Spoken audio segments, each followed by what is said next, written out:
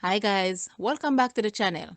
We have here a two-story house with basement level plus self-contained one-bedroom flat and a detached self-contained helper's quarters with the most alluring view of Kingston skyline. Located in the cool and secluded Patrick Heights, Kingston 19 with land size of 28,400 square feet.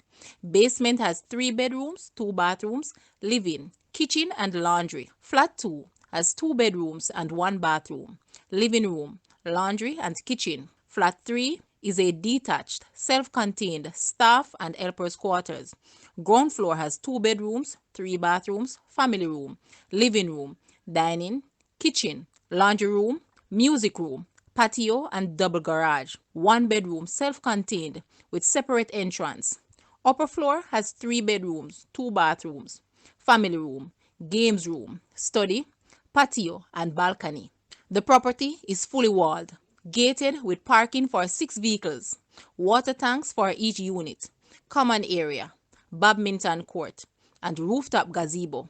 Guys, let's take a look at this house, and please watch the entire video for more details at the end.